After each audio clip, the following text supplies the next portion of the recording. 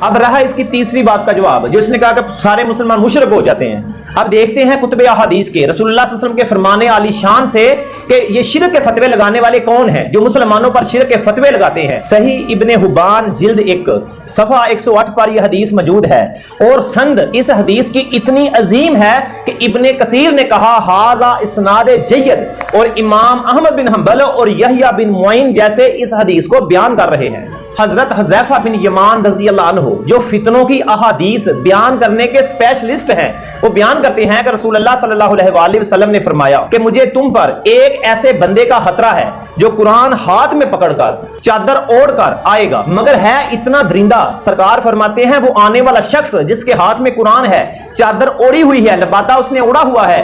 وہ اتنا درندہ صفت کہ مجھے اس کا خطرہ ہے اپنی امت پر۔ رسول اللہ صلی اللہ علیہ وسلم فرمانے لگے کہ چادر وہ اسلام کی اوڑھے گا، درس وہ اسلام کا دے گا۔ پتا چلا کہ کچھ لوگ جو اسلامی لبادے میں قرآن پکڑ کر اور درس جو دے رہے ہوں گے نا وہ شیطان کا درس دے رہے ہوں گے۔ حضور صلی اللہ علیہ وسلم نے فرمایا کہ اللہ اسے جہاں چاہے گا لے جائے گا، پھر وہ اپنا لبادہ اتار دے گا، قرآن کو پیٹ پیچھے پھینک دے گا۔ پھر حضور صلی اللہ علیہ وسلم نے فرمایا کہ جب وہ قرآن کو پیٹ پیچھے پھینک دے گا اپنے ہمسایوں پر تلوار تان لے گا اور ان میں جو شرک کی جو بنیاد ڈھونڈے گا، شرک کی وجہ ڈھونڈے گا، اور وہ اپنے ہمسائے پر حملہ کر دے گا اور کہے گا کہ یہ مشرک ہو چکا ہے اور وہ یہ توحید کا علم بردار ہو کر مسلمانوں کو قتل کرے گا ان پر شرک کے فتوے لگا کر۔ تب حضرت حذیفہ بن یمان رضی اللہ عنہ نے پوچھا یا رسول اللہ صلی اللہ علیہ وسلم جس زمانے کی آپ ہمیں غیب کی خبر دے رہے ہیں اس زمانے میں دو پارٹیاں ہوں گی، ایک ہوگا ظالم، ایک ہوگا مظلوم، ایک ہوگا قاتل، ایک ہوگا مقتول، ایک قرآن ہاتھ میں پکڑ کے آنے والا اور قتل کرنے والا ہوگا اور دوسرا ہوگا جو شرک کی وجہ سے جس پر شرک کا فتویٰ لگا ہے، شرک کا الزام لگا ہے، وہ قتل ہونے والا۔